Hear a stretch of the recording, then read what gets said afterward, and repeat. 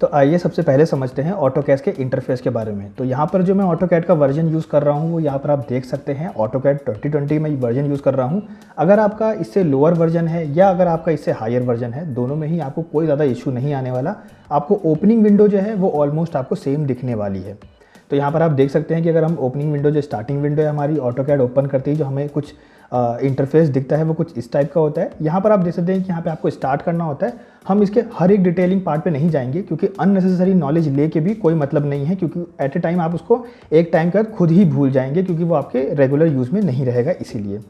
तो यहाँ पर मैं आपको सिर्फ मेन पॉइंट्स ही बताऊंगा। जैसे कि यहाँ पर आप देख सकते हैं कि स्टार्टिंग जो है आपको ड्राइंग दिख रही है, यहाँ पर इसके नीचे कुछ टेम्पलेट्स है, इसको हम बनाना भी सीखेंगे और यूज़ करना भी सीखेंगे आगे के जितने भी कोर्सेज होने वाले हैं उसके अंदर। फिर आते हैं हम यहाँ पर, और आपको दिख रहा है यहाँ पर कि जो भी रिसेंट डॉक्यूमेंट्स होते हैं जो हमने भी रिसेंटली खोले होते हैं, लास्ट ओपन होते हैं, वो सारे यहाँ पर दिख जाते हैं।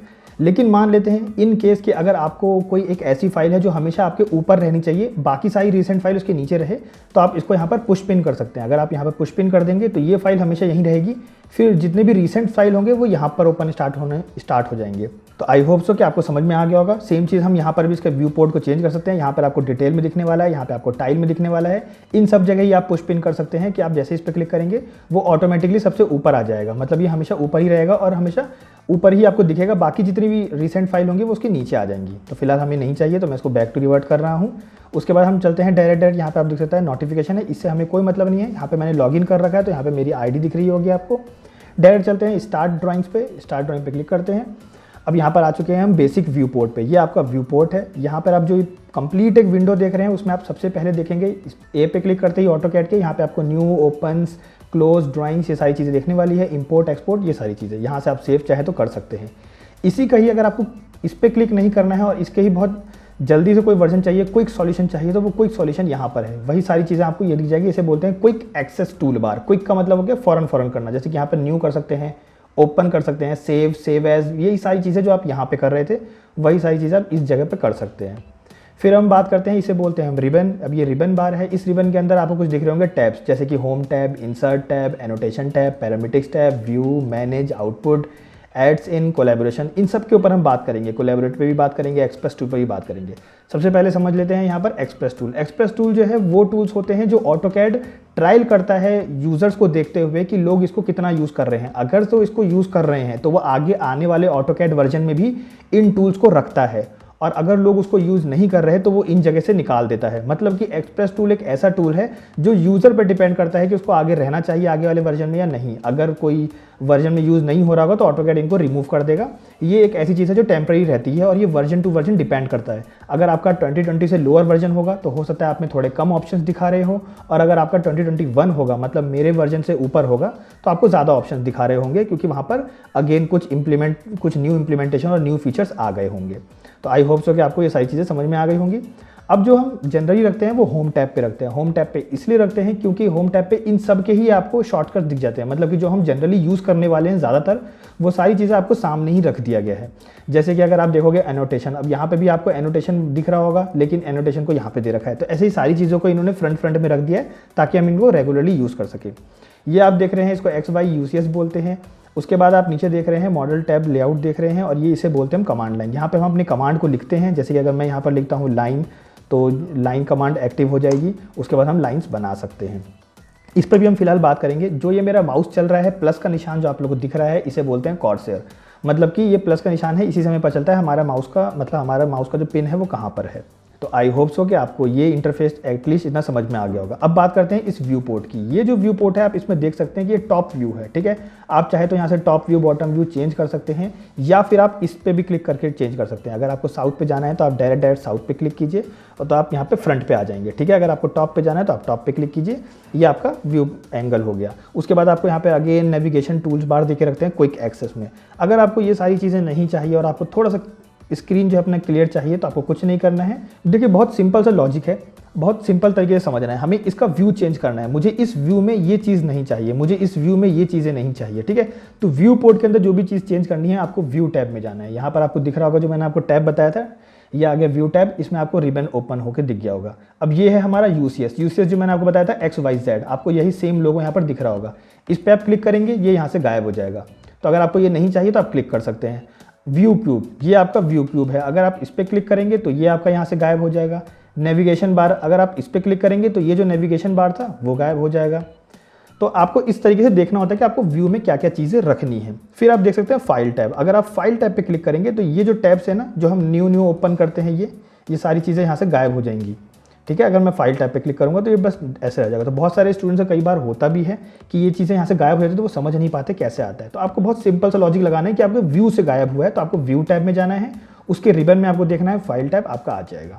उसके बाद आप स्विच विंडो कर सकते हैं। अगर आपने फाइल टैब ओपन नहीं कर रखा है तो आप यहाँ से स्विच विंडो भी कर सकते हैं, आपको कौन सी विंडो में जाना है, जैसे कि ड्राइंग 1 में या ड्राइंग 2 में, जो कि हम डायरेक्टली यहाँ से भी एक्सेस कर सकते हैं। फिर आया था लेआउट टैब। लेआउट टैब का मतलब होता है ये वाले, इसमें हम लेआउट में भी काम करते हैं। यहाँ पे प्रिंट के लिए कमांड दी जाती है लेयर 1 लेयर 2 लेआउट 1 लेआउट 2 पे, तो उस पर भी हम आगे चल के बात करेंगे। फिलहाल हम इंटरफेस समझने की कोशिश कर रहे हैं, तो आप लेआउट टैब को भी यहाँ से बंद कर सकते हैं और हटा सकते हैं। तो आई होप सो कि आपको इतना इंटरफेस तो समझ में आ गया होगा। फिर ये है टूल पैलेट, प्रॉपर्टी, ये सब हम बात करेंगे। व्यू पोर्ट में जितनी भी चीज़ें होती हैं वो सब पे हम बात करेंगे। फिलहाल मैं क्या करता हूँ, यहाँ से व्यू में जाता हूँ और व्यू से मैं व्यू क्यूब जो है वो हटा रहा हूँ और नेविगेशन बार हटा रहा हूँ, क्योंकि मेरे को थोड़ा स्क्रीन जो है वो क्लियर चाहिए, मेरे को अभी इससे मतलब नहीं है। तो यहाँ पे हम आ जाते हैं होम पे, तो ये चीज़ें जो है मेरी हो चुकी हैं।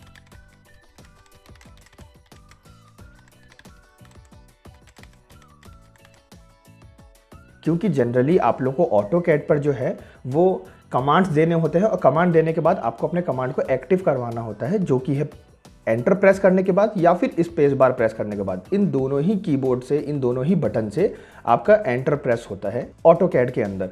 तो जनरली होता ये है, क्योंकि अब हम इंटरफेस की बात कर रहे हैं तो हम ये भी बात कर लेते हैं कि हमें अपने हाथ को कैसे प्लेस करना होता है कीबोर्ड पे।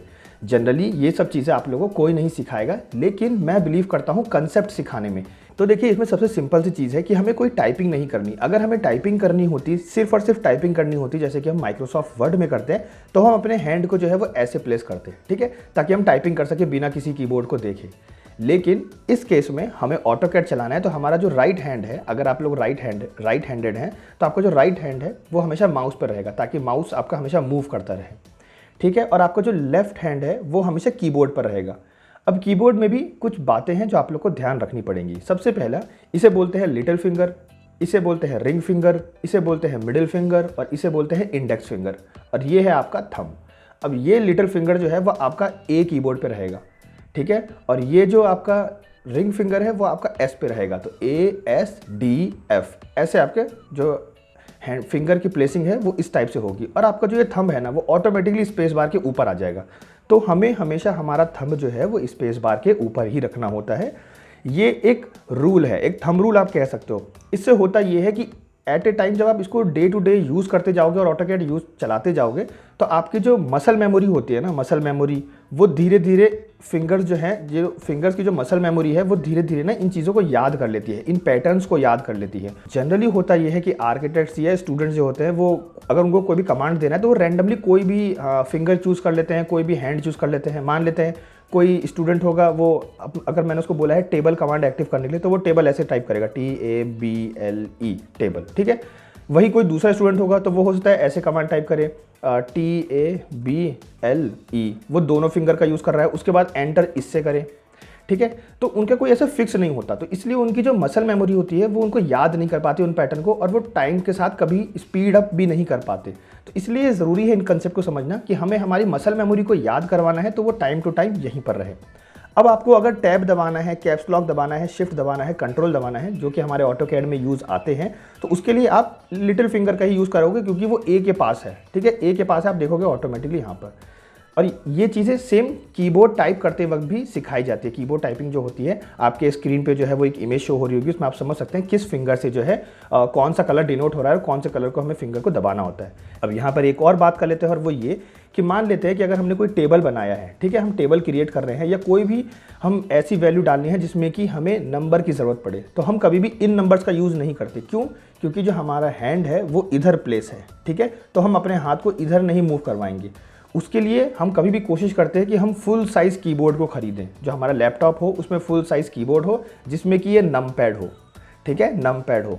और आपको कोशिश करनी है कि आप अपना नम लॉक जो है उसको ऑन कर दें, और ऑन करते ही जैसे ही आप अपने माउस को कुछ भी जेस्चर दे रहे हैं, और आपको सिर्फ नंबर टाइप करना है तो आप अपने राइट हैंड से करेंगे 1 2 3 4 5 6 7 8 9 या फिर 12 या फिर 19, जो भी आपको टाइप करना है वो आप इस राइट हैंड से करेंगे, ठीक है, क्योंकि ये इसके पास है तो ये फ़ौरन इसको ले लेगा।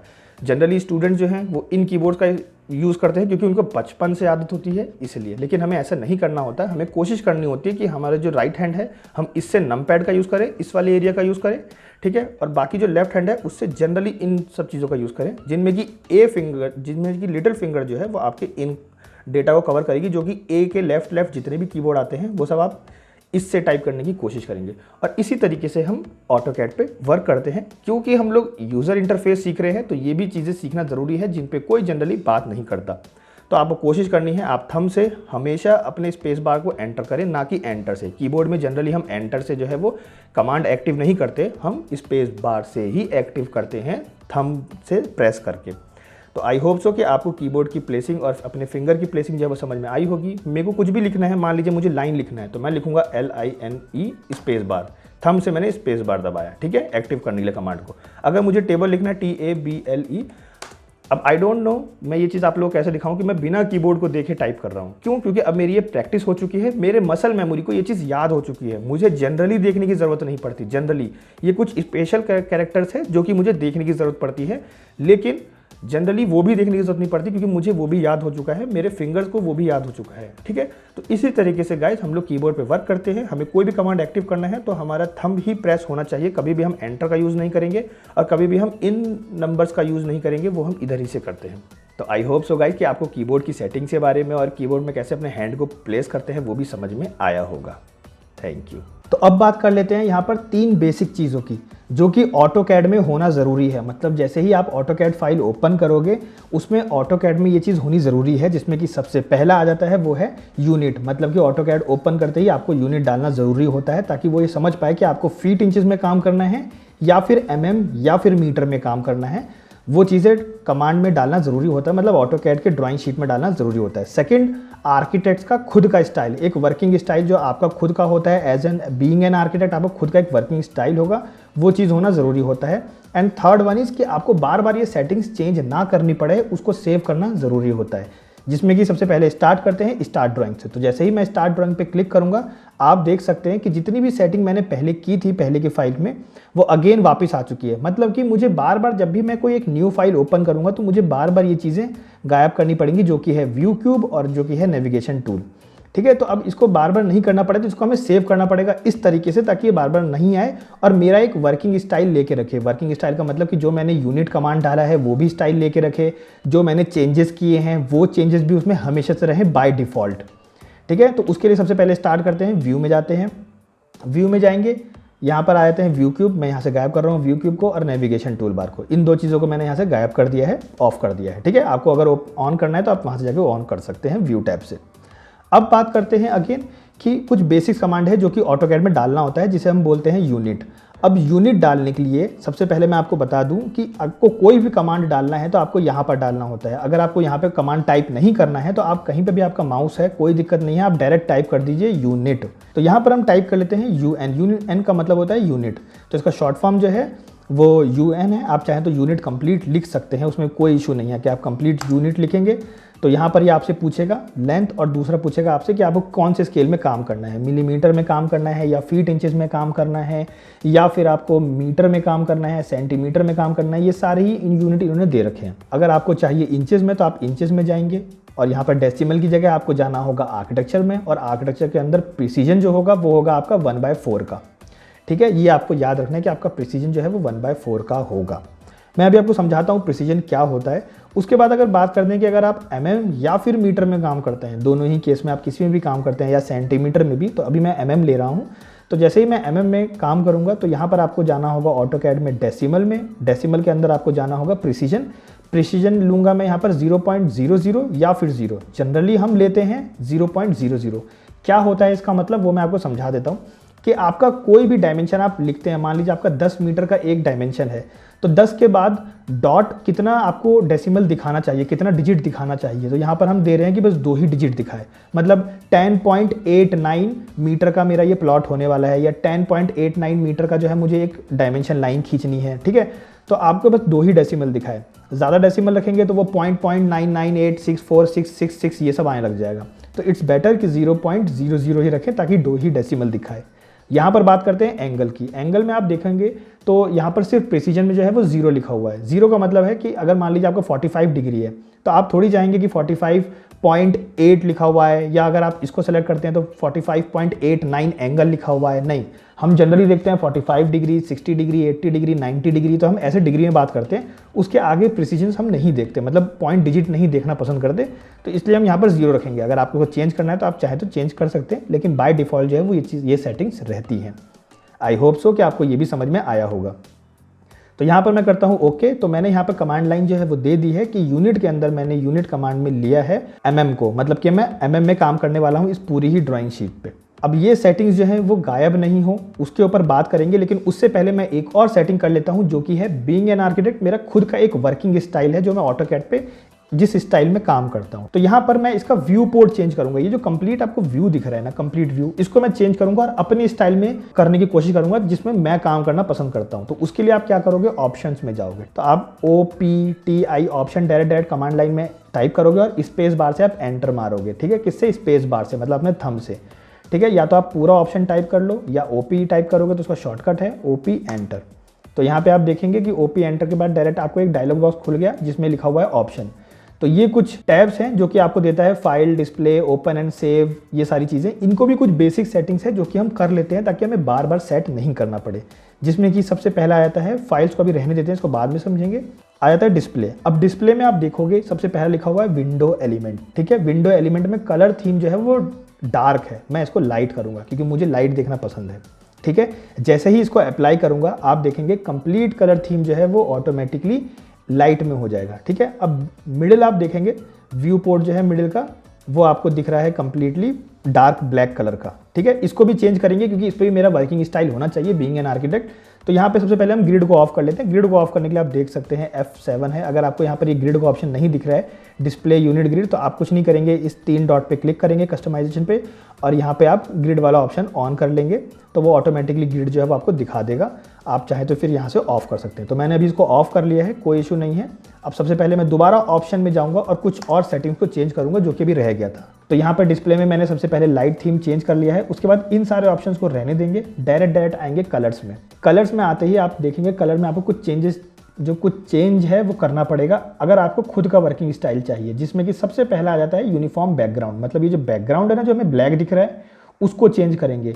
तो आप चाहे तो कॉर्सर का स्टाइल भी चेंज कर सकते हैं। कॉर्सर किसे बोलते हैं, कॉर्सर ऑटोकैड के लैंग्वेज में बोलते हैं इस माउस को, जो आपको माउस में प्लस का निशान दिखता है ना, ये जो आपको दिख रहा है, ये प्लस का निशान ऐसा दिखता है आपको। अगर मैं आपको दिखाऊं, ये आपको जो दिख रहा है माउस, उसे बोलते हैं कॉर्सर। ठीक है, तो इन सब के भी आप कलर्स को है चेंज कर सकते हैं। तो यहाँ पे हम जाएंगे ऑप्शन में, डिस्प्ले में आए, कलर्स में जाएंगे और मैं डायरेक्ट बस एक ही चीज़ चेंज करूँगा, वो है यूनिफॉर्म बैकग्राउंड का कलर।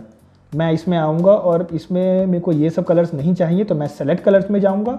सेलेक्ट कलर्स के अंदर मैं इंडेक्स कलर में लूँगा कोई लाइट कलर ले लेते हैं, येलो या फिर कोई फेस कलर टाइप। ठीक है, येलोइश टाइप कुछ कलर ले लेते हैं और इसको और ज़्यादा डिफाइन करते हैं और ज़्यादा लाइट लेते हैं ताकि वाइटिश टोन में रहे। तो मैं इसको ट्रू कलर में जाके और ज़्यादा वाइट लेने की कोशिश कर रहा हूँ। अब मैं इसको ओके कर रहा हूँ। आप चाहें तो और भी कलर्स जो है वो चेंज कर सकते हैं और भी चीज़ों का, लेकिन मुझे सिर्फ यूनिफॉर्म बैकग्राउंड का ही कलर चेंज करना है। आप चाहें तो कॉर्सर का चेंज कर सकते हैं कलर, लेकिन नहीं। अब आप यहाँ पर देख सकते हैं कि कलर दिखाने लग गया, लाइट येलोइश कलर टाइप है। ठीक है, तो अप्लाई एंड क्लोज करते हैं। अब आप देखेंगे कि बैकग्राउंड में जो है वो मेरा कलर जो है वो चेंज हो चुका है। ठीक है, तो ये मेरा वर्किंग स्टाइल है। आप चाहे तो ग्रिड ऑन कर सकते हैं, ग्रिड ऑफ कर सकते हैं, कोई दिक्कत नहीं है। अब आप देखेंगे यहाँ पर अगर मैं कोई भी ड्राइंग बनाता हूँ तो वो मेरे अकॉर्डिंग एक थोड़ा सा वर्किंग स्टाइल जो है वो मेरा अच्छा लगे, तो इसलिए मैंने बनाया। तो ये आपका खुद का एक बीइंग एन आर्किटेक्ट, आपको खुद का एक वर्किंग स्टाइल होगा, खुद का एक, क्योंकि आपका ऑटोकैड है तो ये आपके तरीके से कस्टमाइज होना चाहिए, किसी ऑटोकैड के बाय डिफ़ॉल्ट के तरीके से नहीं, आपके तरीके से कस्टमाइज होना चाहिए। तो आई होप सो कि आपको ये वाला कलर थीम जो है अच्छा लगा होगा। बाकी आप अपने अकॉर्डिंग कलर थीम जो है वो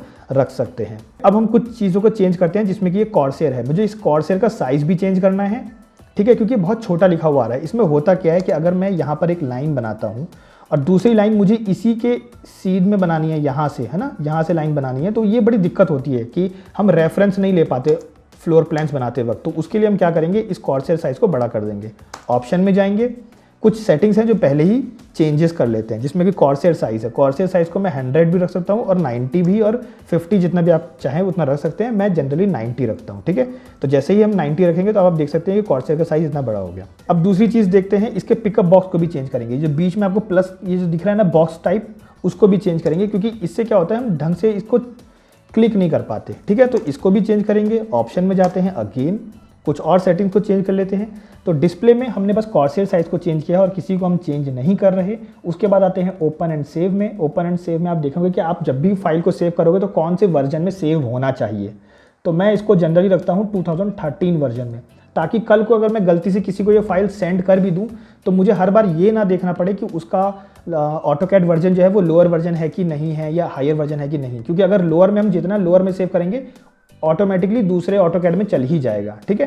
तो 13 के बाद जितने भी ऑटोकैड का जो वर्जन है उन सब में ये फाइल चलने वाली है। आप चाहें तो 10 में भी सेव कर सकते हैं, मैं जनरली 13 में सेव करता हूँ। तो इसको मैं यहीं पर ही प्रीसेट सेटिंग हर बार के लिए कर रहा हूँ, ठीक है। तो ये 13 मैंने सेव कर लिया। दूसरा, हमें अगेन इसमें कुछ चेंजेस नहीं करने हैं। अब हम आ जाते हैं plot and publish. Plot and publish का मतलब होता है प्रिंटिंग से रिलेटेड, अभी हमें इसे भी चेंज नहीं करना है। अब आ जाते हैं सिस्टम से रिलेटेड। अब सिस्टम में अगर आपके ग्राफिक्स जो है वो स्लो है, मतलब रैम जो है वो कम है या आपका ग्राफिक्स जो है वो कम है, तो आप यहाँ पर सिस्टम के अंदर ग्राफिक परफॉर्मेंस में जाके हार्डवेयर एक्सेलरेशन को आप बंद कर सकते हैं, ठीक है। तो इससे जो है होगा वो ये कि आपका ऑटोकैड थोड़ा सा फास्ट हो जाएगा, थोड़ा सा फास्ट हो जाएगा। लेकिन मेरा, क्योंकि आप देख सकते हैं NVIDIA GTX 1650 है और मेरा 16 GB का रैम है, तो मुझे कोई इशू नहीं होने वाला है, इसलिए मैं इनको ऑन रख रहा हूँ। और ऑन रखते ही automatically material effects, full shadow, ये सब भी ऑन हो जाएगा, ठीक है, क्योंकि मेरा ऑटोमेटिकली स्मूथ चलता है, ठीक है। तो आप चाहे तो इसको भी चेंज कर सकते हैं। उसके बाद आ जाते हैं नेक्स्ट यूज़र प्रेफरेंस पे।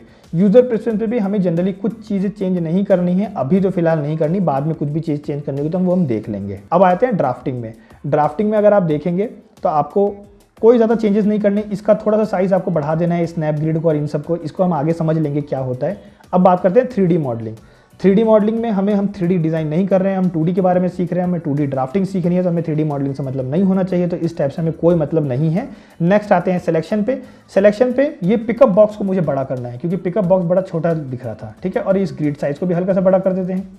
तो ये दो चीज़ें आपको सिलेक्शन में चेंज करनी होती है ऑन एन एवरेज। बाकी सारी चीज़ों को छेड़ने की आपको ज़रूरत नहीं है, बस आपको ये पिकअप बॉक्स को चेंज करना ज़रूरी है। पिकअप बॉक्स क्या है, ये अब आप देख रहे होंगे बीच में ये जो बॉक्स है ये थोड़ा बड़ा बना हुआ आ गया है, ठीक है। तो अब मेरे को ईजी होगा किसी को भी सेलेक्ट करने में, पहले बहुत छोटा बना हुआ आ रहा था। तो आई होप सो कि आपको ये सेटिंग जो है वो समझ में आ गई होगी। तो मैंने इसमें बीइंग एन आर्किटेक्ट अपना एक वर्किंग स्टाइल और अपना एक कलर थीम रखा है, आप चाहें जो रख सकते हैं। दूसरा, मैंने इसमें यूनिट कमांड में इनको कमांड दिया है ऑटोकैड को कि मैं जो भी काम करूंगा वो mm में करूंगा। तो मुझे जितने भी कमांड टाइप करने हैं या जितना भी लेंथ डालनी है वो सब mm में डालना है। तो ये मुझे नेक्स्ट टाइम से ध्यान रखना होगा।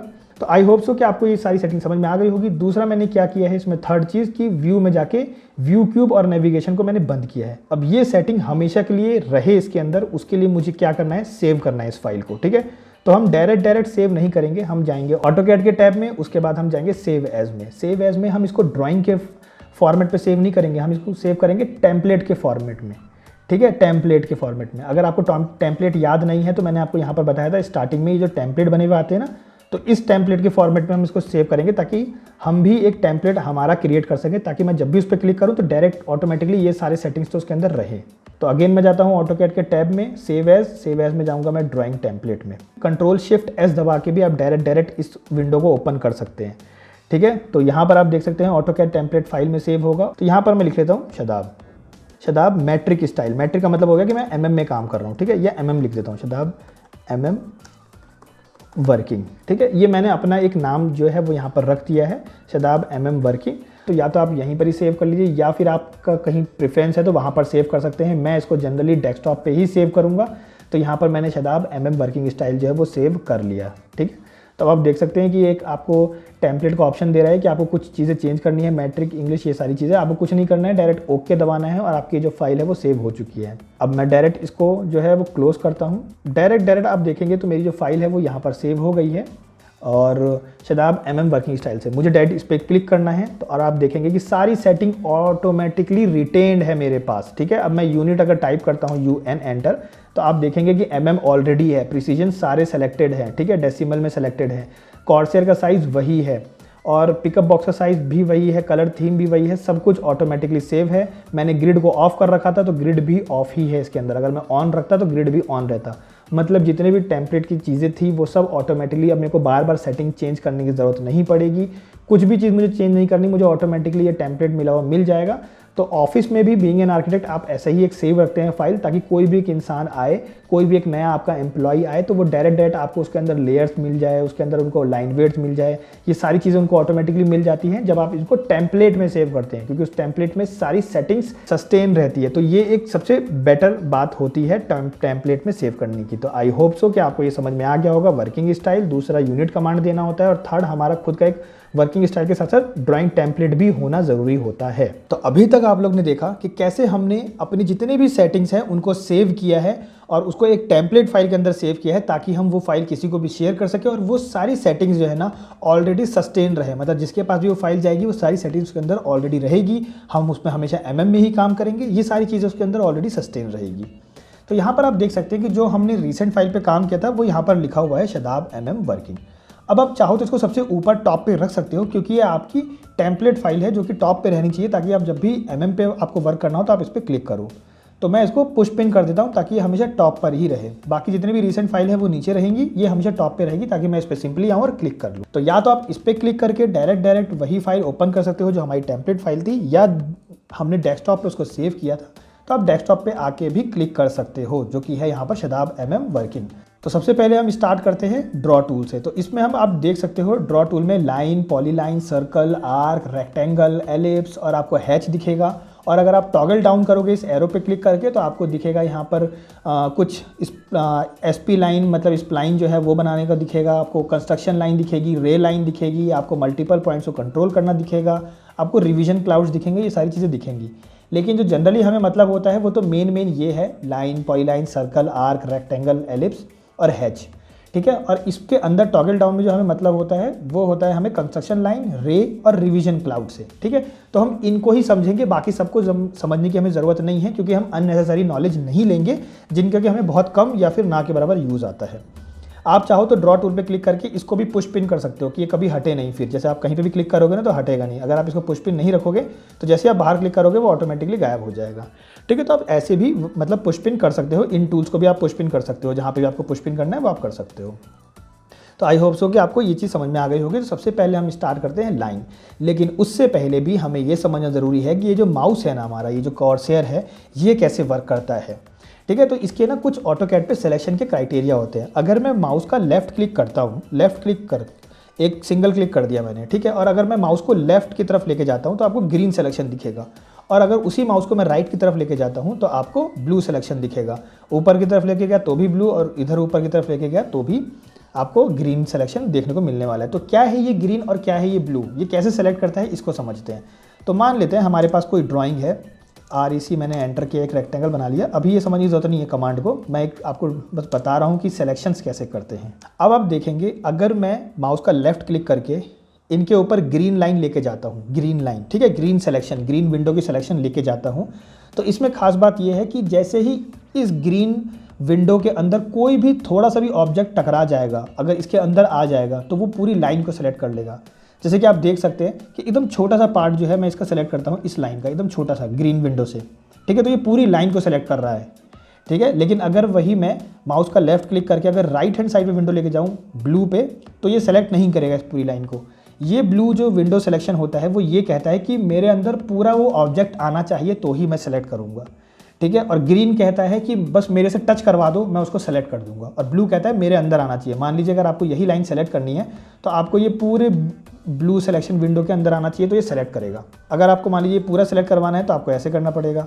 तो ये चीज़ आपको ध्यान में रखना है सिलेक्शन करते वक्त कि अगर आपको ग्रीन से थोड़ा सा भी टच होगा तो वो पूरा ऑब्जेक्ट टच हो जाएगा। वही अगर आप ब्लू से करोगे तो वो नहीं, कुछ भी सेलेक्ट नहीं होगा, कुछ भी नहीं, जब तक उसके अंदर कंप्लीट एक ऑब्जेक्ट नहीं आएगा। कंप्लीट जब तक ऑब्जेक्ट नहीं आएगा उस विंडो के अंदर तब तक वो सेलेक्ट नहीं करने वाला। तो आई होप सो कि आपको सिलेक्शन टूल्स जो है वो समझ में आ गया होगा कि हमारा कॉर्सेयर कैसे वर्क करता है। इनके कुछ, अगर हम लाइन को सेलेक्ट करते हैं तो इनके कुछ वर्टेक्सेस बने हुए आते हैं जिनको हम कंट्रोल कर सकते हैं ऊपर नीचे करके, ठीक है, आगे पीछे ये सब चीज़ें हम कंट्रोल कर सकते हैं वर्टेक्सेस को। मिड को, पॉइंट को, क्योंकि अगर सिंगल लाइन है तो ये ऑब्जेक्ट ऐसे ही डायरेक्ट उठ के आ जाएगा। तो ये हमारा हुआ सिलेक्शन करने का तरीका। तो यहाँ पर हम स्टार्ट करते हैं सबसे पहले लाइन से। तो जैसे ही आप लाइन पे क्लिक करोगे, या तो आप लाइन पे क्लिक कर लो या इसका कमांड यूज़ कर लो जो कि है L। ठीक है, तो मैं L एंटर करूँगा, माउस पे कहीं पे भी हो कोई इशू नहीं है, बस आपको L टाइप करना है और एंटर स्पेस बार से करना है। ठीक है, तो ये लाइन कमांड एक्टिव हो जाएगा। वही अगर आप यहाँ से सेलेक्ट करोगे तो वही चीज़ एक्टिव होगा, लेकिन हमें इनका यूज़ जो है वो कम करना होता है और ऑटोकैड के कीबोर्ड में ज़्यादा यूज़ करना होता है। वो इसलिए ताकि हमारी ड्राफ्टिंग स्पीड बढ़ सके। कल को क्या होगा, मान लीजिए कि मैं एक कमांड यूज़ करता हूँ, वो है क्लियर स्क्रीन। ठीक है, क्लियर स्क्रीन ऑन। ठीक है, ये क्लियर स्क्रीन ऑन जो है वो मैं ऑन करता हूँ। तो ये अब मैं पूरे इस पर ना सिर्फ कीबोर्ड की हेल्प से ही ड्रॉ करूँगा। तो ये क्या है, एक तो मेरा व्यू पोर्ट बड़ा हो गया और मैं आराम से काम कर सकता हूँ इस पर। मुझे उनकी कोई ज़रूरत ही नहीं है टैब की, क्योंकि मेरे को सारे कमांड पता हैं। तो ये चीज़ें आपकी इतनी स्पीड हो जानी चाहिए कि आप इस पे वर्क कर पाओ, कि आपको किसी भी चीज़ की ज़रूरत नहीं हो जो आपके सामने दिख रहा है, आप सिर्फ अपने कीबोर्ड से वो काम कर पाओ। आपकी ड्राफ्टिंग स्किल्स नेक्स्ट लेवल पे इंक्रीज़ हो जाए। बीइंग ए प्रोफेशनल आपकी ड्राफ्टिंग स्पीड अच्छी होनी चाहिए। तो मैं अभी क्लियर स्क्रीन को ऑफ करता हूँ, क्लियर स्क्रीन ऑफ जो है वो मैं कर लेता हूँ, ताकि सारे जो हमारे रिबन हैं और टैब्स जो हैं वो आ जाए, ताकि हम धीरे धीरे करके समझ सकें। तो यहाँ पर सबसे पहले हम समझते हैं लाइन को। तो लाइन आप L एंटर कर लो तो आपका जो लाइन है वो सेलेक्ट हो जाएगा। तो यहाँ पर ये जो ऑटोकैड है ना वो इतना स्मार्ट है कि वो ऑटोमेटिकली आपको बताता है कि आपको बस कुछ नहीं करना है, आपको बस यहाँ पर पढ़ना है। वो ऑटोमेटिकली आपको सब कुछ बताएगा कि आपको क्या करना है। ठीक है, आपको कुछ नहीं याद करने की जरूरत नहीं है, ये धीरे धीरे आपको प्रैक्टिस में हो जाएगी, क्योंकि बीइंग अ बिगिनर आपको ये चीज़ें याद नहीं रहने वाली, आपको बस प्रैक्टिस करना है ताकि धीरे धीरे याद हो जाए। तो इसमें सबसे पहले आप देखोगे मैंने लाइन कमांड लिया, मुझे कुछ नहीं पता मुझे क्या करना है। तो ये सॉफ्टवेयर मुझे खुद ही बता रहा है स्पेसिफाई फर्स्ट पॉइंट। तो मैंने फर्स्ट पॉइंट पे क्लिक किया। अब ये बोल रहा है सॉफ्टवेयर जो है स्पेसिफाई नेक्स्ट पॉइंट। तो नेक्स्ट पॉइंट कोई भी नहीं लेते हैं, ये ले लिया। ठीक है, अब ये दोबारा हम कोई भी पॉइंट ले सकते हैं, next point next point next point next point. अब हम मुझे इस कमांड से बाहर आना है तो मुझे एस्केप बटन दबाना पड़ेगा, एस्केप। ठीक है, तो मैं यहाँ पे आप देखोगे कैंसिल लिखा हुआ आ गया, मतलब मैं कमांड से बाहर आ गया। तो मैं एक सिंगल लाइन बनाता हूँ, L एंटर, और यहाँ पर एक सिंगल लाइन बना के एस्केप दबाता हूँ। तो ये मेरा एक लाइन बन के रेडी हो गई। ठीक है, अब मान लीजिए कि मुझे स्ट्रेट लाइन बनानी है। तो स्ट्रेट लाइन के लिए मुझे क्या करना होगा, जैसे मान लीजिए मैं L एंटर करता हूँ और अब ये देख रहे हैं आप कर्व जा रहा है। ठीक है, मतलब किसी भी एंगल में जा रहा है, लेकिन मुझे स्ट्रेट लाइन बनानी है। तो स्ट्रेट लाइन के लिए हम ऑर्थो ऑन करते हैं, जो कि होता है F8 से। ठीक है, आप अपने कीबोर्ड में F8 टाइप करेंगे या ऑर्थो ऑन करेंगे। तो यहाँ पे जैसे ही मैं ऑन करूँगा ऑर्थो का, आप देखेंगे खाली वर्टिकल और हॉरिजॉन्टल लाइन ही स्विच होगी। ठीक है, वर्टिकल या फिर हॉरिजॉन्टल, मतलब ये अब एकदम स्ट्रेट लाइन वर्क करेगा। तो यहाँ से मैं स्ट्रेट लाइन बना सकता हूँ। सेम चीज़ हम देखते हैं, L एंटर, लाइन कमांड करते हैं, लेकिन अब की बार हम क्या करेंगे, स्पेसिफाई करेंगे फर्स्ट पॉइंट को। तो फर्स्ट पॉइंट यहाँ पर मैंने एक फर्स्ट पॉइंट स्पेसिफाई किया। ठीक है, उसके बाद सेकंड पॉइंट के लिए हम क्या करेंगे ना कि डायमेंशन देंगे। डायमेंशन में देता हूँ 10,000। ठीक है, आपको कुछ नहीं करना है, डायरेक्ट कमांड पे टाइप करना है 10,000। तो मैंने 10,000 जो है वो लिखता हूँ और एंटर मारता हूँ। तो एंटर मारूंगा, ये 10,000 की लाइन बन के रेडी हो जाएगी। अब मुझे यही लाइन जो है एक एंगल पे चाहिए। तो एंगल पे लेने के लिए आपको कुछ नहीं करना है, सबसे पहले तो आप ऑर्थो को बंद कर दीजिए और आपको 10,000 की लाइन चाहिए 45 डिग्री पे। तो 45 डिग्री पे आपको देखोगे 10,000 तो आप लिख तो दोगे, लेकिन 45 डिग्री पे नहीं आएगा। तो उसके लिए आपको क्या करना है, आपको 10,000 टाइप करना है। ठीक है, डायरेक्ट 10,000। उसके बाद आप टैब का बटन दबाओगे अपने कीबोर्ड से, टैब का। तो जैसे ही आप टैब का बटन दबाओगे ना, तो आपका इस पे स्विच हो जाएगा एंगल पे। ठीक है, अब एंगल पे स्विच होते ही आपको 45 डिग्री लिखना है और एंटर मारना है। तो आप देखोगे 10,000 की लाइन 45 डिग्री पे बन जाएगी। तो इस तरीके से जो है आपको वर्क करना होता है, मतलब कि आपको टैब से आप स्विच कर सकते हो। जैसे कि अभी आप देख रहे हो एंगल टाइप कर रहे हैं, लेकिन हम टैब से स्विच कर सकते हैं। तो या तो आप ये कर सकते हो या आप @ लिख के भी टाइप कर सकते हो, लेकिन @ का कमांड जो है ना वो मैकेनिकल इंजीनियर्स वाले करते हैं, जनरली आर्किटेक्ट्स को ज़रूरत नहीं पड़ती। कोऑर्डिनेट्स का यूजेस आर्किटेक्ट को ज़रूरत नहीं पड़ती, generally on a general term की बात कर रहा हूँ। और @ की भी जो यूजेस हैं वो आर्किटेक्ट को नहीं पड़ती, लेकिन आप चाहो तो @ का यूज़ भी कर सकते हो, वो हम आगे बात करेंगे रेक्टेंगल बनाते वक्त। ठीक है, तो अब हम नेक्स्ट कमांड की बात करते हैं। आपको आई होप कि लाइन समझ में आ गया होगा। अब हम बात करते हैं नेक्स्ट कमांड की, जो है कि है रेक्टेंगल। तो रेक्टेंगल के लिए या तो आप रेक्टेंगल यहाँ से ले लो या REC, या तो पूरा टाइप कर लो आप रेक्टेंगल। ठीक है, या आप REC भी लिखोगे तो आपको डायरेक्ट कमांड दिख जाएगा। तो आपको स्पेस बार दबाना है, जो कि एंटर का काम करता है। स्पेस बार आप दबाओगे तो ऑटोमेटिकली आपको एक्टिव होता हुआ दिख जाएगा रेक्टेंगल। अब रेक्टेंगल में ये पूछ रहा है स्पेसिफाई फर्स्ट पॉइंट। ठीक है, तो हम स्पेसिफाई करते हैं एक फर्स्ट पॉइंट को। अब बोल रहे हैं स्पेसिफाई अदर पॉइंट, तो अदर पॉइंट हम करते हैं इस साइड या इस साइड, जिस साइड भी आप चाहो तो कर सकते हो। तो मैं इस साइड करता हूँ। तो ये हमारा हो गया स्पेसिफाई, मतलब एक डायमेंशन का एक रेक्टेंगल जो है बन गया। लेकिन हमारे पास डायमेंशन है, क्लियरली मेंशन्ड है कि हमारे पास 10,000 बाय 5000 का जो है हमारे पास एक रेक्टेंगल है, तो उसको कैसे करेंगे? तो REC एंटर। अब हम डायमेंशन के साथ करेंगे, तो स्पेसिफाई करते हैं फर्स्ट पॉइंट को और हम डायरेक्ट लिखेंगे 10,000 और उसके बाद टैब से हम स्विच करेंगे विड्थ पे, ठीक है। विड्थ पे अब हम आ गए और अब हम लिखेंगे 5000 लिख दिया और एंटर मार दिया। तो ये आपका बन गया रेक्टेंगल 10,000 जो कि इसकी लेंथ है और विड्थ जो है इसकी वो हो जाएगी आपकी 5000 की। तो आई होप सो कि आपको ये भी समझ में आ गया होगा। अब हम बात करते हैं रेक्टेंगल, दोबारा कमांड ऑन करते हैं। तो मैं यहाँ पर जो कह रहा था कि जो मैकेनिकल इंजीनियर यूज़ करते हैं वो @ का इस्तेमाल करते हैं। @ क्या होता है? आप शिफ्ट दबा के कीबोर्ड में शिफ्ट +2 दबाइए, जो 2 के ऊपर @ बना है ना वो ऑटोमेटिकली वही दबेगा। तो जैसे आप करेंगे @ का साइन ऑन हो जाएगा।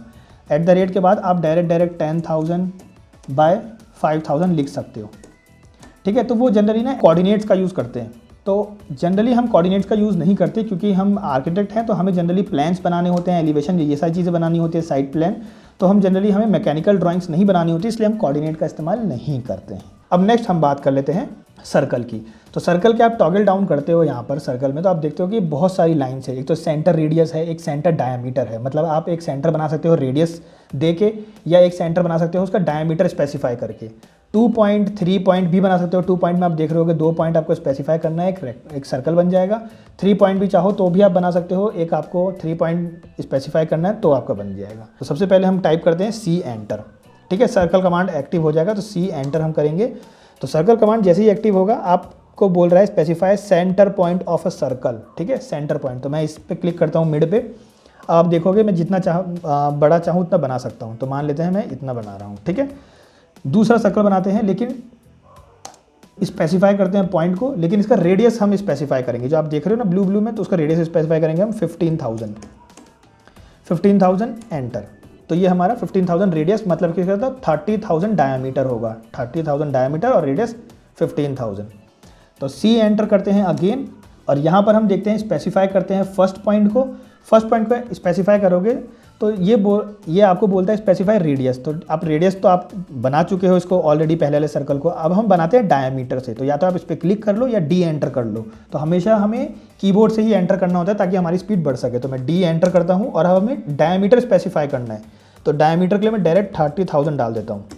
तो 30,000 डालूंगा तो ऑटोमेटिकली सर्कल जो है वो इतना ही बड़ा बन जाएगा। तो मतलब इन दोनों का डायमीटर सेम हो गया, लेकिन इसको मैंने रेडियस कमांड से बनाया था और इसको मैंने डायमीटर कमांड से बनाया है, ये फ़र्क है। तो हम एक काम करते हैं, एक रेक्टेंगल से एक स्क्वायर बनाते हैं, स्पेसिफाई करते हैं 50,000 करके, टैब 50,000, ये एंटर कर लिया हमने, ठीक है। तो ये 50,000/50,000 जो है वो बन गया। अब इसमें आप एक चीज़ देखना, और वो ये कि मुझे इसके अंदर सर्कल जो है वो डालना है, मतलब सर्कल इनकॉर्पोरेट करना है इसके अंदर। तो मैं C एंटर करूँगा।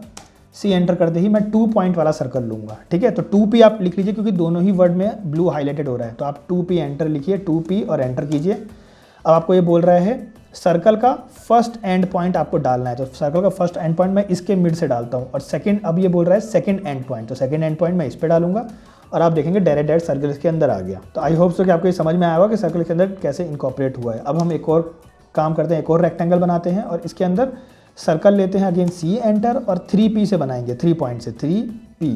तो 3P से हम बना रहे हैं। तो सबसे पहले फर्स्ट पॉइंट लेंगे, फिर सेकंड लेंगे, ये बोल रहा है सेकंड पॉइंट, उसके बाद ये बोल रहा है थर्ड पॉइंट, अब थर्ड पॉइंट लेंगे तो ये आ गया थर्ड पॉइंट। तो अगर आपको किसी दूसरे ऑब्जेक्ट में इनकॉर्पोरेट करना है तो आप 3 पॉइंट से कर सकते हो, ठीक है।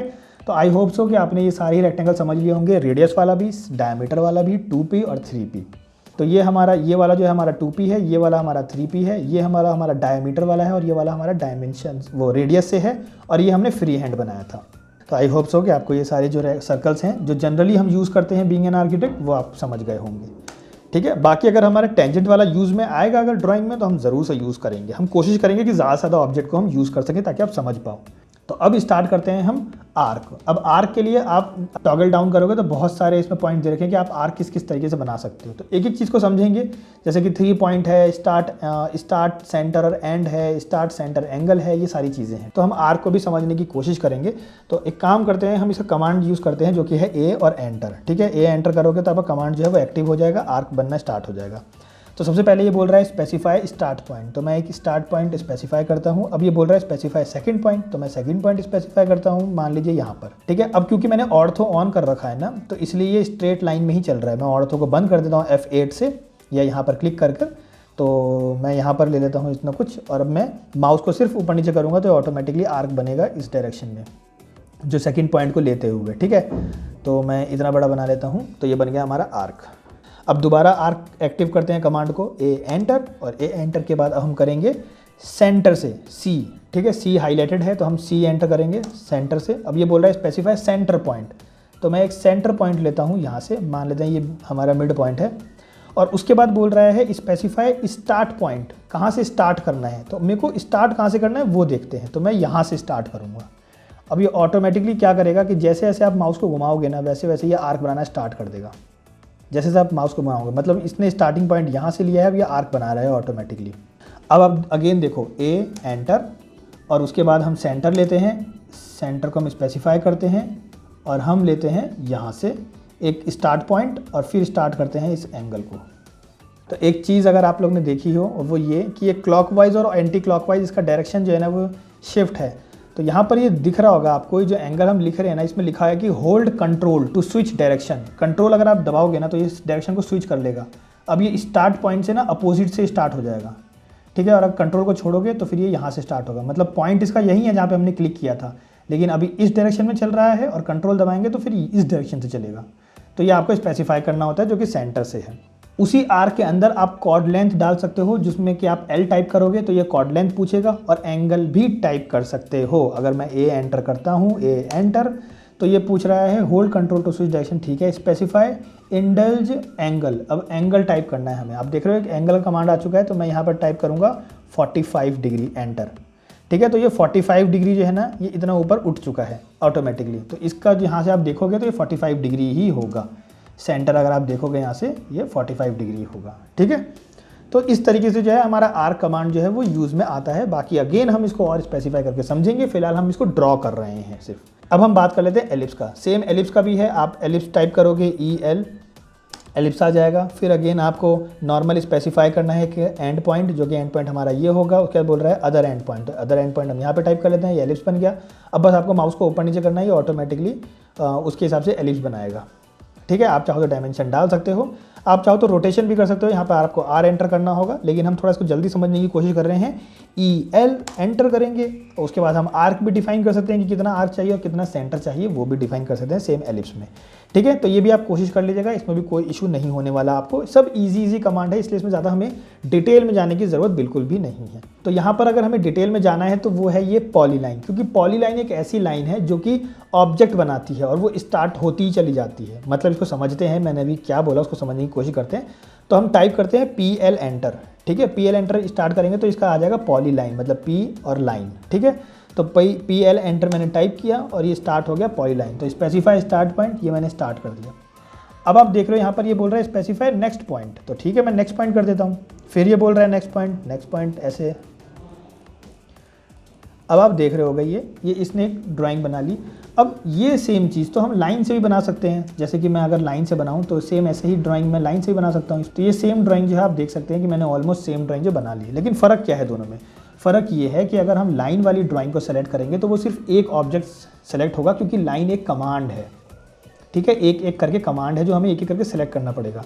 लेकिन ये एक ऑब्जेक्ट की तरह यूज़ होगा। अगर आप देखोगे मैं इस पर माउस रख रहा हूँ तो ये ऑटोमेटिकली सारे ऑब्जेक्ट सेलेक्ट हो रहे हैं, ठीक है। तो ये एक कमांड है और इसमें मल्टीपल कमांड एक्टिव हो जाते हैं। मतलब कि आप लाइन भी बना सकते हो, आप आर्क भी बना सकते हो, आप सर्कल भी बना सकते हो, आप एलिप्स भी बना सकते हो, आप सब कुछ बना सकते हो इस पॉलीलाइन के अंदर एक ही कमांड को चलाते हुए, और वो एक ऑब्जेक्ट की तरह बन जाएगा। जैसे कि हम एक एग्जांपल ले लेते हैं कि मैंने L टाइप किया और L से ना मैं F8 एंटर करता हूँ, ऑर्थो को ऑन करता हूँ और यहाँ पर मैं एक रेक्टेंगल टाइप बनाने की कोशिश करता हूँ, ठीक है। ये रेक्टेंगल मैंने बना लिया और एस्केप से कमांड से बाहर आ गया और एक आर्क बनाता हूँ, A एंटर। यहाँ से मैंने एक आर्क बनाने की कोशिश कर रहा हूँ, फर्स्ट पॉइंट और ये सेकंड पॉइंट, ठीक है। और मैं इसके मिड पॉइंट पे जाके मिला दूंगा। तो ये हमारा ऑब्जेक्ट बन गया जिसमें कि ये सारे ऑब्जेक्ट जो है ना वो अलग अलग सेलेक्ट हो रहे हैं। अब इसी को ही मैं सेम जो है वो पॉलीलाइन से बनाने की कोशिश करता हूँ और आप देखिए डिफरेंस क्या आएगा, ठीक है। तो PL एंटर मैंने टाइप किया और सेम चीज़ मैं बनाने की कोशिश कर रहा हूँ PL से। तो अब यहाँ पर देख सकते हैं कि मैंने पहले एक रेक्टेंगल टाइप बना लिया है, उसके बाद मैं आर्क बनाऊंगा। तो आर्क के लिए आप देख सकते हैं यहाँ पर ए लिखा हुआ है आर्क, तो आप ए एंटर करोगे तो ये आर्क बनाने के लिए पूछेगा आपसे। ठीक है, तो अब मैं यहाँ पर स्पेसिफाई करूँगा। तो सबसे पहले मैं ऑर्थो बंद कर लेता हूँ क्योंकि मेरे को ऑर्थो नहीं चाहिए। तो मैं यहाँ पर क्लिक करूँगा तो ये कुछ बड़ा ही सर्कल बन रहा है, ठीक है, जो कि बहुत वियर्ड है। तो मैं क्या करूँगा, इसमें और ऑप्शंस देखूंगा, angle, centre, close, direction, half width, line, radius, second point.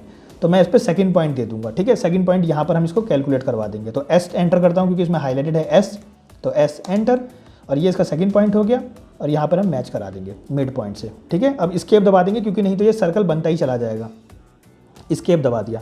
अब आप देखेंगे कि एक ऑब्जेक्ट की तरह सेलेक्ट हो गया और वही जो है हमें अलग अलग कमांड यूज़ करना पड़ा इसको बनाने के लिए। ठीक है, तो ये फ़र्क होता है इन दोनों ही पॉलीलाइन या फिर एक अलग अलग कमांड को यूज़ करने में। तो आई होप सो कि आपको पॉलीलाइन भी समझ में आ गया होगा। बाकी और भी कोई डिटेल आउट होगा तो हम आगे समझने की कोशिश करेंगे अगर है तो। सबसे पहले हम बात कर लेते हैं कंस्ट्रक्शन लाइन की। अब गैस कंस्ट्रक्शन लाइन के लिए हमें कुछ नहीं करना होता। अब कंस्ट्रक्शन लाइन में सबसे पहले समझ लीजिए कि हम एक रेफरेंस लाइन बनाते हैं। अगर हमें कोई भी ड्राइंग बनानी है तो उसकी रेफरेंस लाइन जो हम पहले बनाते हैं इनिशियली, उसे बोलते हैं कंस्ट्रक्शन लाइन। जैसे कि आप देख सकते हो कि मैं इस पर 2 मिनट लिए माउस रखता हूँ तो ऑटोमेटिकली बताएगा। तो ये जो आपको रेड लाइन में जो लाइंस दिख रही है ना, उसे कंस्ट्रक्शन लाइन बोलते हैं। मतलब उसकी हेल्प से हम मेन लाइंस बनाते हैं, मेन बाउंड्री बनाते हैं या मेन ड्राइंग बनाते हैं। तो जो आपको ये ब्लैक जो बाउंड्री दिख रही है उसे हम बोलते हैं मेन, जो हमने बनाया है उसके रेफरेंस से, तो वो हमारा मेन ऑब्जेक्ट हुआ। और रेड लाइन जो है वो हमारी कंस्ट्रक्शन लाइन हुई। ठीक है, मतलब हमने उसकी रेफरेंस से बनाया है। तो एक तरीके से इसे हम बोलते हैं रेफरेंस लाइन भी बोलते हैं। तो रेफरेंस लाइन के लिए हम क्या करेंगे, आपको एक्स और लाइन टाइप करना है, एक्स लाइन, लेकिन आप एक्सएल टाइप करोगे तो ऑटोमेटिकली आ जाएगा। तो इसे हम बोलते हैं कंस्ट्रक्शन लाइन। ठीक है, तो एक्सएल आप टाइप करोगे तो जैसे आप एक्सएल टाइप करोगे तो आपको दिखेगा यहाँ पर कि आपसे बोल रहा है स्पेसिफाई फर्स्ट पॉइंट। तो आप एक पॉइंट टाइप करोगे तो बस आपको माउस घुमाना है, या आपको दोनों साइड ही ऑटोमेटिकली रेफरेंस लाइन बनाता हुआ दे देगा। अब ये रेफरेंस लाइन क्या है, ये रेफरेंस लाइन जो है वो अनलिमिटेड लाइन होती है, इन्फिनिटी लाइन होती है। इन्फिनिटी मतलब ये कभी खत्म ही नहीं होगी, चाहे आप इसको कितना भी छोटा कर लीजिए इस ऑटोकैड के व्यू पोर्ट को। ठीक है, ये कभी लाइन खत्म ही नहीं होगी। और ये आप एक पॉइंट की तरफ डायरेक्शन करोगे, ये दोनों साइड ऑटोमेटिकली ही बनाएगी। ठीक है, तो यहाँ पर मैं इस तरफ लाइन क्लिक करता हूँ। अब आप देख सकते हो कि ये ऑटोमेटिकली दोनों तरफ इन्फिनाइट लाइन बना चुकी है। ठीक है, तो ये हमारी रेफरेंस लाइन हो गई। अब अगेन मुझे हॉरिजॉन्टल बनाना है तो मैं एक काम करता हूँ, तो मैंने ऑर्थो ऑन कर लिया है। अब मैं एक्सएल एंटर करूँगा और यहाँ से मैं एक मिड पॉइंट बनाने की कोशिश करूँगा। तो जैसे ही मैं बनाऊँगा आप देख सकते हैं कि दोनों साइड जो है वो रेफरेंस लाइन बन गई ऑटोमेटिकली। तो ये हमारे रेफरेंस लेने के लिए होता है, तो हम इससे रेफरेंस ले सकते हैं। तो होपफुली कि आपको समझ में आया होगा। अगेन मैं एक बना लेता हूँ एक्सएल एंटर। आप देख सकते हो एक्सएल एंटर में जैसे ही बनाऊँगा ऑटोमेटिकली ये इन्फिनाइट लाइन बन के रेडी हो जाएगी। लेकिन यहाँ पर आप देखोगे एक रे। अब ये रे क्या है, देखिए रे का मतलब ये है कि ये एक एंड से स्टार्ट करेगी। ठीक है, इससे आप स्टेयर्स या फिर रोड को कर्व कर सकते हो, उसकी हेल्प ले सकते हो, ये सारी चीज़ें हैं। अब ये रे कमांड क्या है, तो रे के लिए आप RAY टाइप करोगे। तो जैसे ही आप रे के लिए टाइप करोगे, रे कमांड को एक्टिव करोगे, आप एक पॉइंट मान लीजिए ले लेते हैं। ठीक है, एक पॉइंट लेंगे तो आप जिस तरफ एंगल करोगे ना अपना, मैं ऑर्थो को बंद कर लेता हूँ, आप जिस तरफ अपना एंगल करोगे ये उसी तरफ लाइन ले जाएगी, लेकिन इसके अपोजिट साइड लाइन नहीं बनाएगी। अगर मान लीजिए मेरा माउस यहाँ पर है तो ये इधर ही लाइन बनाएगी, इन्फिनाइट लाइन ही होगी, सेम होगा सब कुछ, लेकिन ये दोनों साइड लाइन नहीं बनाएगी। वही हमारी कंस्ट्रक्शन लाइन जो है वो दोनों साइड लाइन बना रही थी। ठीक है, मतलब इधर तो बना ही रही थी और उसके अपोजिट में भी बना रही थी। उसके बाद अब हम बात करते हैं लास्ट रिवीजन क्लाउड की, जो कि हमें जनरली यूज़ में आता है। अब रिवीजन क्लाउड में भी आप देखोगे कि 3-4 तरह के क्लाउड हैं। अगर इसको टॉगल डाउन करोगे तो रेक्टेंगल है, पॉलीलाइन है और फ्री हैंड है। इसका कमांड देख लेते हैं। इसका कमांड है REV और फिर है क्लाउड। लेकिन आपको अगर नहीं याद है तो आप लोग इस पर 2 मिनट लिए माउस रखोगे, आपको उसका कमांड दिख जाएगा, जो कि है REV, जो आपको सबसे लास्ट में दिख रहा होगा, REV CLOUD क्लाउड, रेव क्लाउड। ठीक है, तो आपको यही कमांड जो है वो टाइप करना है, REV CLO क्लाउड। तो ऑटोमेटिकली आपको दिख जाएगा यहाँ पर रेव क्लाउड होता हुआ, मतलब रिवीजन क्लाउड बोलते हैं। इसका फुल फॉर्म जो है वो रिवीजन क्लाउड है। रिवीजन क्लाउड जनरली हमारे काम आता है तब जब हमसे कोई ड्राइंग में चेंजेस करवाने हो। मान लो बीइंग एन आर्किटेक्ट, मुझे कुछ यहाँ पर चेंज करवाना है, उन्होंने कुछ यहाँ पर जो कॉलम है ना वो गलत बना दिया है, इस जगह कॉलम गलत बना दिया। अब मुझे उनको मार्क करके देना है कि ये कॉलम जो है वो गलत बना हुआ है, तो उसके लिए हम रिवीजन क्लाउड का यूज़ करते हैं। तो अगर हमें इसको किसी को बताना है कि इसको रिवाइज करना है, तो रिवाइज करने के लिए हम इसके लिए रिवीजन क्लाउड बनाएंगे। कमांड को एक्टिव करोगे, उसके बाद ये आपको बोलेगा स्पेसिफाई फर्स्ट कॉर्नर। तो आप जैसे ही स्पेसिफाई करोगे फर्स्ट कॉर्नर को, उसके बाद ये बोलेगा अपोजिट कॉर्नर को स्पेसिफाई करना है, तो अपोजिट को हम यहाँ पर कर देते हैं। ठीक है, तो ये आपका रिवीजन क्लाउड बन गया। अभी आपको क्लाउड की तरह क्यों नहीं दिख रहा, वो इसलिए क्योंकि इसकी आर्क लेंथ जो है वो बहुत छोटी है। अगर आप इसको जूम करके देखेंगे तो देख रहे हैं इसकी आर्क लेंथ कितनी छोटी है, ये हमें दूर से दिख भी नहीं रही। तो अब हमें अगर इसका आर्क लेंथ चेंज करना है तो हम दोबारा एक्टिव करेंगे इसके कमांड को REVCLOUD रिवीजन क्लाउड, और उसके बाद हम इसके आर्क लेंथ को चेंज करेंगे। अब आर्क लेंथ के लिए आपको ए एंटर करना है, जो कि हाईलाइटेड वर्ड है, ए एंटर। हम आर्क लेंथ पे जाएंगे। आर्क लेंथ पे जाने के बाद मैं यहाँ पर लिखता हूँ 5000 एंटर, और उसके बाद लिखता हूँ मैं अगेन 5000, मैक्सिमम भी 5000 रखता हूँ ताकि सारे जो आर्क लेंथ है वो सिमिलर लेंथ पर आएँ, कोई बड़े छोटे नहीं हो, ठीक है। और अब मैं बनाता हूँ एक रेक्टेंगल। तो आई होप सो कि अब आपको दिख रहा होगा कि अब आपको ये दूर से ये रिवीजन क्लाउड दिख रहा होगा, और इसका मतलब ऑटोमेटिकली वो समझ जाएंगे कि हमें इसको रिवाइज करना है, ठीक है। बाकी हमें इसको लीडर पॉइंट भी देना होता है, लेकिन उसको हम धीरे धीरे समझेंगे। अभी फिलहाल आप ये समझिए कि आपको रिवीजन क्लाउड ऐसे बनाना होता है, ठीक है। लेकिन वही अगर हमें दूसरे टाइप का रिवीजन क्लाउड बनाना है तो REV रिवीजन क्लाउड दोबारा एक्टिव करते हैं। यहाँ पे आपको दिखेगा ऑब्जेक्ट को भी आप रिवीजन क्लाउड बना सकते हो। ऑब्जेक्ट लिए कैसे, तो हाईलाइटेड वर्ड है हमारा O, तो हम O एंटर करेंगे और आप देखोगे कि हम डायरेक्ट इस ऑब्जेक्ट को सेलेक्ट कर लेते हैं। अब ये रिवीजन क्लाउड पूछ रहा है येस और नो, हम नो करेंगे। अब ये पूरा ही आपको दिखेगा ऑटोमेटिकली, सबको ही इसने, पूरे ऑब्जेक्ट को ही इसने रिवीजन क्लाउड बना लिया। लेकिन अगेन उसमें रिवीजन क्लाउड में आप एक्टिव करोगे तो आपको दिखेगा कि आप रेक्टेंगल के साथ साथ पॉलीलाइन भी बना सकते हो और फ्री हैंड भी बना सकते हो, ठीक है। तो आप पॉलीलाइन भी बना के देख लीजिए और फ्री हैंड भी बना के देख लीजिए। मैं आपको फ्री लाइन बना के दिखाता हूँ एक बार, फिर आप पॉलीलाइन बना के खुद से देख लीजिएगा, जो कि है फ्री लाइन। फ्री हैंड में क्या करना है, आपको माउस को बस क्लिक करके रखना है और आप जिस तरफ भी माउस लेके जाओगे ना, वो उस तरफ ऑटोमेटिकली आपको एक फ्री हैंड रिवीजन क्लाउड बना के दे देगा। तो ये आपका फ्री हैंड बन गया। बाकी आप आर्क लेंथ, मॉडिफाई, ये सब चीज़ें आप चेंज कर सकते हो। अगर आपको इसका डायरेक्शन चेंज करना है, ये जो बबल जो आपको दिख रहा है आर्क जो अपोजिट साइड बनाना है, वो भी आप चेंज कर सकते हो मॉडिफायर पैनल में जाके। तो ये सारी चीज़ें हम धीरे धीरे बात करेंगे और समझने की कोशिश करेंगे। फिलहाल हमें बेसिक रिवीजन क्लाउड की ही ज़रूरत पड़ती है।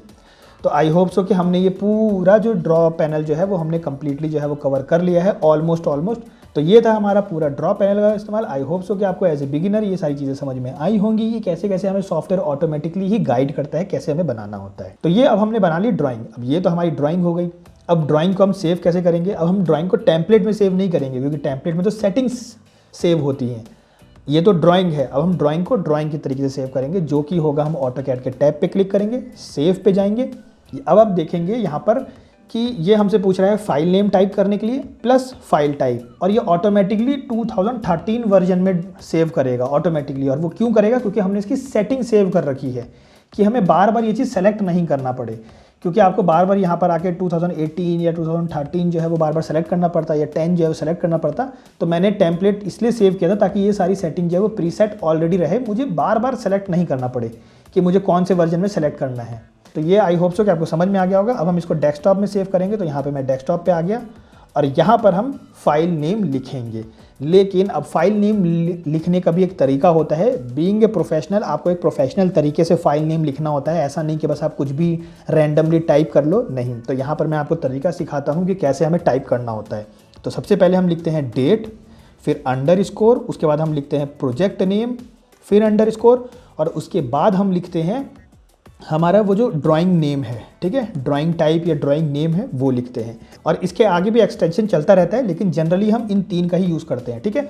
मतलब हर टाइप के बाद हमें अंडरस्कोर लगाना होता है। तो यहाँ पर आपको इस तरीके से नहीं लिखना है, यहाँ पर आपको लिखना है डेट की जगह पर डेट ही लिखेंगे। मान लीजिए मैं एक रैंडम डेट लिख लेता हूँ जो कि है 2022, क्योंकि यही ईयर है। उसके बाद डॉट, उसके बाद सेकेंड मंथ, उसके बाद हम लिख लेते हैं इसको आज डेट जो है वो 10 है, तो हम अपोजिट लिखते हैं 2022। फिर लिखेंगे हम दूसरा महीना और 10वीं तारीख है आज। उसके बाद हम लिखेंगे यहाँ पर प्रोजेक्ट। अब प्रोजेक्ट क्या है यहाँ पर? तो प्रोजेक्ट मान लीजिए आपका जो भी प्रोजेक्ट है, मान लीजिए आप रेजिडेंशियल बना रहे हैं, या आप मान लीजिए किसी पर्टिकुलर क्लाइंट का घर बना रहे हैं, तो वहाँ पे आप इनका नाम लिख सकते हैं। तो मेरे लिए अभी प्रोजेक्ट ये है कि मैं ट्यूटोरियल सिखा रहा हूँ, ठीक है। तो मैं लिखूँगा यहाँ पर ट्यूटोरियल्स, ठीक है। तो ट्यूटोरियल में सिखा रहा हूँ ये। और ड्राइंग में आपको क्या लिखना होता है? ड्राइंग में आपको लिखना होता है floor plan, section drawings, elevation, front drawings, structural drawings, या आप लिखोगे इंटीरियर ड्राइंग्स। ये सब चीज़ें आप लिखते हो, ठीक है, कि कौन सी ड्राइंग है। तो यहाँ पर मेरे लिए जो ड्राइंग है वो आपके लिए होने वाली है कि मैंने आपको यहाँ पर सिखाया है ड्रॉ टूल को यूज़ करना, ठीक है। तो ये ड्रॉ टूल को मैंने सिखाया है आपको यूज़ करना, तो मैं यहाँ पर ड्रॉ लिख रहा हूँ। तो आपको इस तरीके से जो है वो फाइल नेम सेव करना होता है। तो आई होप जो कि आपको समझ में आया होगा कि प्रोफेशनल तरीके से कैसे सेव करना होता है। तो यहाँ पर मैं इसको कर देता हूँ सेव। तो ये हमारा कंप्लीटली हो गया सेव। इसको कर रहे हैं हम यहाँ से क्लोज। लेकिन क्लोज करने से पहले मैं आपको एक और तरीका सिखा दूँ सेव करने का, वो होता है कंट्रोल एस। आप अगर कंट्रोल शिफ्ट एस भी दबाओगे या कंट्रोल एस भी दबाओगे तो भी सेम चीज़ ओपन होके आएगी। कंट्रोल शिफ्ट एस दबाने में बस ये होता है, जो आप सेव एस करते हो यहाँ पे अगर आप देखोगे तो कंट्रोल शिफ्ट एस दबाओगे ना, तो आपके लिए ये वाला टैब खुलेगा। इसमें क्या होता है कि अगर आपने ये ऑलरेडी फाइल सेव कर रखी है और दोबारा कंट्रोल एस दबाओगे तो उसी के ऊपर ओवरराइट हो जाएगी, जो आपने पहले फाइल जो सेव कर रखी है उसके ऊपर ओवरराइट हो जाएगी। लेकिन मुझे चाहिए कि मैंने कुछ नए ऑब्जेक्ट्स बनाए हैं, मान लीजिए मैंने कुछ नए ऑब्जेक्ट बनाए हैं, तो मैं उसके लिए कंट्रोल शिफ्ट एस दबाऊंगा या फिर यहाँ से सेव एज पे जाऊँगा। तो सेव एज पे जाऊँगा तो वो ऑटोमेटिकली नए नाम से मेरे को फाइल सेव करवाएगा, नए नाम से, और वो सेकेंड फाइल बन जाएगी। ठीक है, तो अब मान लीजिए हम इसको भी कर लेते हैं। मान लीजिए मैंने यहाँ पर ड्रॉ की जगह लिख लेता हूँ, अगेन लिख लेता हूँ यहाँ पर पूरा ड्राइंग लिख लेता हूँ। ठीक है, ड्राइंग, तो ये मैं सेकंड नेम से सेव कर रहा हूँ। तो अब हम करते हैं यहाँ पर इसको क्लोज, नो, और उसके बाद हम यहाँ पर करते हैं। तो अब आप देख सकते हो कि हमारे पास 3 फाइल जो हैं वो हो चुकी हैं। ठीक है, 3 फाइल्स। सबसे पहले हमारी सेटिंग की फाइल, जो कि हम किसी को भी देंगे और उसके पास ही ऑटोमेटिकली इसके अंदर सेटिंग्स, लेयर्स, सारे ऑप्शन, सारे कॉर्सेयर के साइज, सब कुछ ऑटोमेटिकली इसके अंदर सेव होंगे, उनको कुछ भी चेंज करने की ज़रूरत नहीं पड़ेगी और हम नेक्स्ट टाइम इस पर वर्क कर सकते हैं कभी भी। ये हो गया हमारी टेम्पलेट फाइल और ये है हमारी ड्राइंग फाइल। ठीक है, अब ये 2 ड्राइंग फाइल क्यों हैं? क्योंकि एक हमने किया था नॉर्मल ड्राइंग जो हमारा ड्रॉ लिखा हुआ था, और दूसरा हमने सेव एज किया था ताकि हम इसी फाइल का नेक्स्ट वर्जन बना पाएँ, इसके ऊपर हमें ओवरराइट नहीं करना पड़े, मतलब उसी के ऊपर ओवरराइट नहीं हो जाए, मुझे ये अलग से ड्राइंग चाहिए थी। ठीक है, तो सेव एज से हम दूसरी ड्राइंग बनाते हैं दूसरे नेम से। तो अभी हम कर देते हैं इसको डिलीट। तो अभी हमारे पास हो गए हैं 2 एक्सटेंशन वाली फाइल, एक तो है हमारे पास टेम्पलेट की और एक है हमारे पास ड्राइंग वाली फाइल। तो इसके अंदर ड्राइंग है और इसके अंदर टेम्पलेट है। तो आई होप सो कि आपको ये पूरा जो कंप्लीट ट्यूटोरियल है वो समझ में आ रहा होगा, ये पूरा कंप्लीट कोर्स जो है वो आप लोगों को समझ में आ रहा होगा। तो अब हम बात करेंगे नेक्स्ट कोर्स में, और वो है ये मॉडिफाई पैनल। मॉडिफाई पैनल के बाद फिर हम डायरेक्ट ड्राइंग्स बनाना स्टार्ट कर देंगे और उसमें ये सारी चीज़ों का इस्तेमाल करेंगे या यूज़ करेंगे। Hello guys, I hope so कि आप लोग मेरी वीडियो को एंजॉय कर रहे होंगे और इस ट्यूटोरियल को कम्प्लीटली अच्छे तरीके से समझ रहे होंगे और आप लोग का धीरे धीरे जो लेवल है और जो कॉन्फिडेंट है वो इंक्रीज़ हो रहा होगा। एंड गाइस, अगर आप लोग को ये ट्यूटोरियल अच्छा लग रहा है और समझ में आ रहा है और आप लोग को धीरे धीरे मेमोराइज़ हो रहा है माइंड में, तो आप लोग ज़रूर से मेरे इस चैनल, इस वीडियो के नीचे थैंक्स बटन होगा, आप लोग अपना सपोर्ट शो कर सकते हो उस थैंक्स बटन पे क्लिक करके, और कुछ अमाउंट अपनी तरफ से जो भी आपकी इच्छा है वो सेंड आउट करके। क्योंकि गाइज इस चैनल को भी सपोर्ट करना थोड़ा ज़रूरी है, क्योंकि ये चैनल आप जानते हो आर्किटेक्चर कम्युनिटी थोड़ी छोटी है हमारी, तो हमें कम में ही थोड़ी सी सर्विस देके खुश रहना पड़ता है। तो अगर आप लोग को वीडियो एंजॉय कर रहे हो और आप लोग को ट्यूटोरियल अच्छा लग रहा है तो आप लोग अपनी मर्जी से कुछ भी अमाउंट सेंड कर सकते हो उस थैंक्स बटन पर क्लिक करके। अगर आप लोग नहीं कर सकते कोई इशू नहीं है, आप लोग आगे भी कंटिन्यू कर सकते हो उस ट्यूटोरियल को और एक अच्छे आर्किटेक्ट और अपने एक ब्राइट फ्यूचर के साथ आप लोग आगे बढ़ सकते हो। Thank you.